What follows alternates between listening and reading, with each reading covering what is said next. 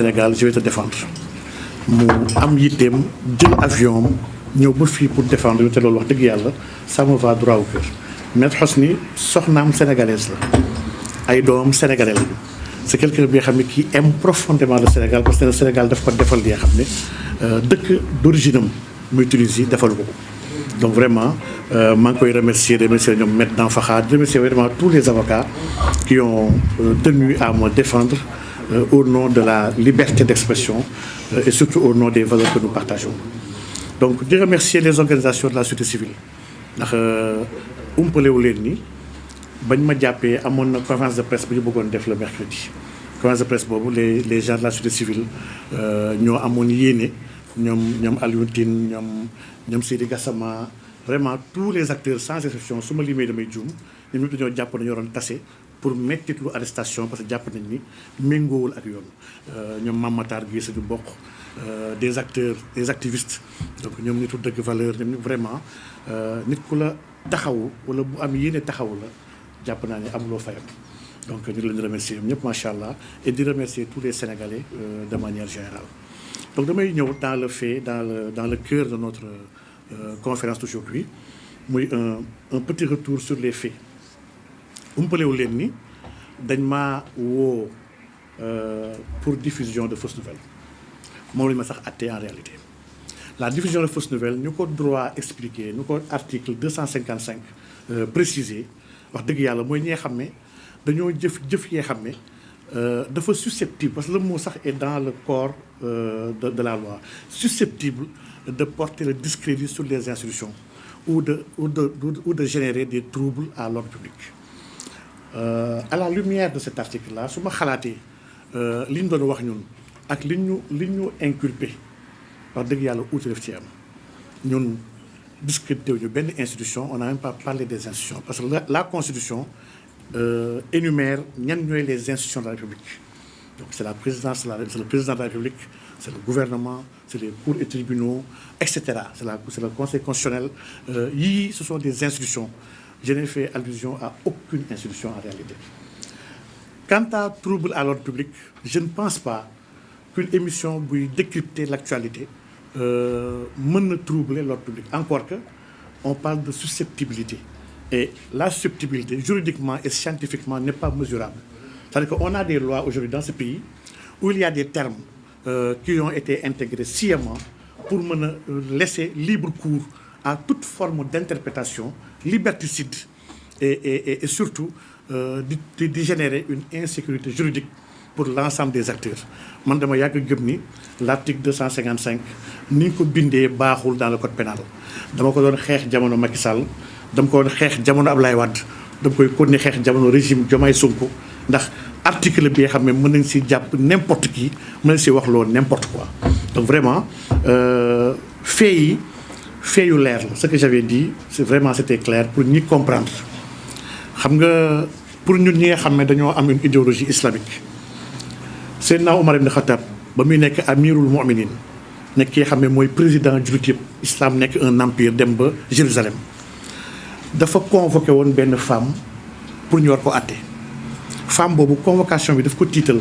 ba mu def fausse couche elle a perdu son bébé. lii dafa andi woon ci biir saxaaba yonent bi sallallahu alayhi wasallam ñu toog débat quelle est la responsabilité de Omar ibn Khattab ci deewu xale boobu waxuñ ni Omar moo rey bébé bi wala moo ñëw ci biir bi dindi bébé bi waaye Omar a été déclaré responsable de la mort de cet enfant là et Omar a été obligé ñëw dugg ci biir diya lii ay saxaaba yoo xam ne ñoom Muhammad ibn Salama al Ansari ñoom ñëpp ils en ont parlé lii mu ngi ci biir téere hadis yëpp. ñu gis ni Seydina Omar ibn Khattab nangu woon na loolu ba génnee fay le prix du sang jàpp ni moom moo rey xale bi donc Omar ibn Khattab boobu lañ ñu jàngal histoire am dama gëm ni nos dirigeants et nos gouvernants war nañu jàng histoire Omar ibn Khattab. Omar dafa am doomam bu ñuy wax Abdullah ibn Omar bi nga xam ne saxaaba la daa gént papaam ay années après sa disparition mu ne ko waa bàyyi naka la borom bi def ak yow. mu ne ko man de ba may nekk xalifu yonent bi sallallahu alayhi wasallam mu nekk amirul mu'minin am na benn bëy bi nga xam ne mu ngi doon dox ci benn pont fële ci booru Basra pont boobu dafa yàqoon nekk en mauvais état bëy bi ba muy dox foofu dafa surux tànkam damm yàlla mu may laaj béy boobu ba ma génnee àdduna ba tey ndax responsabilité lépp lu xew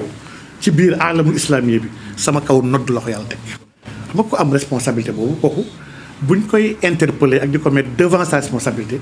pour man dafa am benn posture bu mu war a am en lieu et place di mer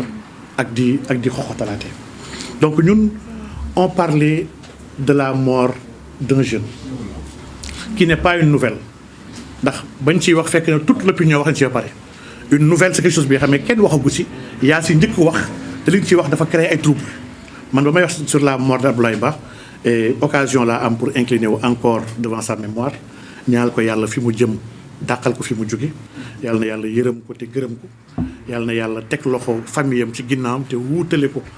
ak lu gën incha allah rabbi. mais ba may wax ci décembre je suis pas le premier à en parler donc c'était pas une nouvelle encore moins une fausse nouvelle. li am mooy Abdoulaye Ba est mort c'est un fait kenn mënu ci dara lan moo tax mu dee ci loolu laa doon débattre man ma wax ne les forces de l'ordre sont entrées à l'université à un moment où les étudiants ne se battaient pas ba ñuy dugg les vidéos sont là virales ñu wax ne ñun xeexuñu dañoo xiif n'eût été l'entrée de ces FDS dans le périmètre du campus social mun na am mort warul woon am et ces gens-là sont entrés dans les pavillons. man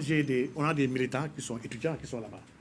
mun naa citer ay pavillons yoo xam ne les FD sont entrés fekk ay xale seen ay néeg ñooñu grève ñu xeexuñu dañoo caay bu resal ay bunt FDS yi dugg bloquer l'entrée principale et l'entrée de sortie ak la sortie du pavillon ba kenn mënul dugg kenn mënul génn ñu bàyyi gars yi si bunt néeg yi ñuy dugg di dóor seen ay crosse pistolet ak seen ay dàll di këdd bunt yi di daj di dugg pour dóor xale yi. Il y a des gens qui sont sautés du premier étage de pavillon yu bëri la ñii ils sont sautés du premier ñii du deuxième peut-être le Abdoulaye Ba est sauté du quatrième et ça lui a été fatal mais des gens dañoo jéem a tëb pour rawale seen bakkan pour bañ ñu dóor leen li c'est la réalité et kenn mënu ko travestir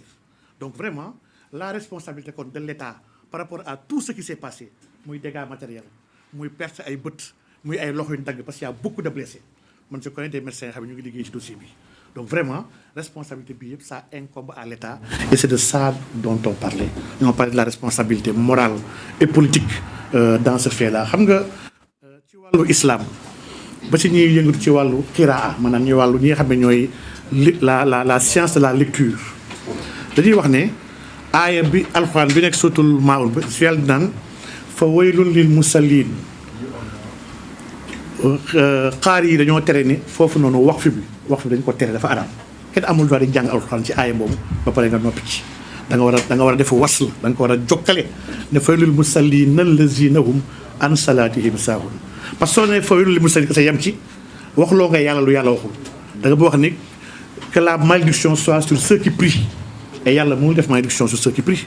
au contraire Dieu dafa digle ne julli leen sallu donc vraiment il faut nga jokkale ko dans son contexte allazina hum an salatihim saahun wallazina hum yuraun wa yamnauna al maun ñi nga xam ne seen ay julli dañ ci tayal ak di si tappale ak ñi nga xam ne dañ ciy ngistal jubluñu ci yàlla lii la phrase bi di amee son sens man dama def une émission de 4h20 et quelques minutes am benn séquence de 10 secondes bi nga xam ne wax bi dëgër na et effectivement c'était à la hauteur de la situation ndax y a eu mort d'homme fu dee am wax bi dafa war a dëgër warta nooy ndax la vie est sacrée et imaginez wu ma woon man régime bi ak tout ce qu'on a vécu si psychose bu ñu am sur la mort bi fi am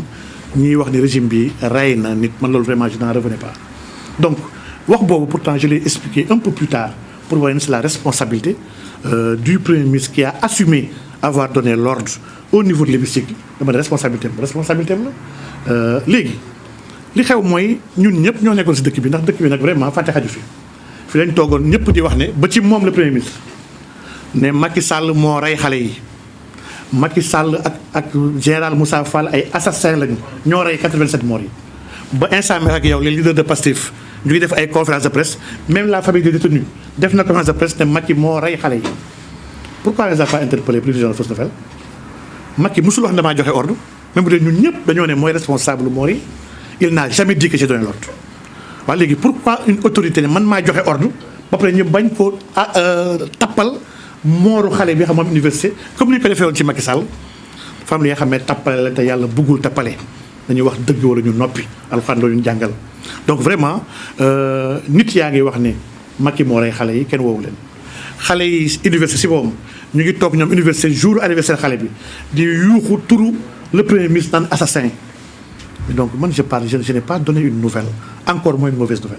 J'ai donné mon appréciation par rapport à une situation bi nga xam ne situation bi wax dëgg yàlla lépp lu am comme mort man dama am doctrine Oumar Ibn Khattab lépp lu am comme jafe-jafe le régime en place en a l'entière responsabilité ndax ñun ñëpp ñoo boole suñu ay kattan suñu doole suñu mën-mën ak suñu ay pexe dénk leen ko ne leen sàmm leen ñu te ngeen aar ñu donc sàmm googu da warul jóge ci rey man gëw ma woon ni sax introduction dans le campus social dina am avec ce régime là ndax ñoo nekkoon fii ci dëkk bi di wax ne université ay assassins nekkuñu fa ay criminels nekkuñu fa ay xale yu jàng ñoo fa nekk ñu war a sàmm gisuma pourquoi FDS yi di fa dugg ci ay jours yoo xam ne xeex amu fa xuloo amu fa ñoom ñoo obligé sax andi xeex bi ci biir campus boobu vraiment loolu ñu ngi koy condamné encore une fois. donc ñu convoqué ma loolu dégg naa si lu bëri li nga xam ne dans la presse dégg ay tappalekat yi nga xam ne wax nañu mel ni dañoo fekkee la convocation ça m'a fait rire sous cap ma xam ne dëkk bi nag ñu ne egg nañ ci aaxiru zaman ndax aaxiru zaman mooy jamono bi nga xam ne naaj bi dina jógee fi mu doon tëddee am nit ki dina jël ay fen wodd ko di ko wax mel ni comme dëgg ba mujjee gëm sax ay propre fenam moom ci woom ba pare kooku il se prend tellement au sérieux j'en ai entendu une tonne et une quintale li am mooy le jeudi je ne suis pas sorti de chez moi maa ngi woon sama kër génnuma lu may vers 18h moins laa génn pour dem seeti sama benn wëllëre bi nga xam ne mu tudd Cheikh Kabir Dem doom la sama sëriñ Thierno Assane Dem mu nekkoon fii Dakar logé si kër sëriñ Aliou Ndaw fële ca Malika ma diggoon ko ne ko dinaa ko ñëw seet si pour ñu waxtaan ma dem fa à 18h moins ziar ko j'ai même pas duré fa laa toog ay disons 30 minutes ndax waxtaan nañu wasifa fekk ñu fa ñu toog wasifandoo ñaan ba pare ma jóg taal sama moto ñibbi. Aucun agent de police n'est venu chez moi aucun policier ne m'a appelé ni interpellé ma pour une convocation à 17h31 la ma le lieutenant Faye de la sûreté urbaine envoyé un SMS pour me dire que bonjour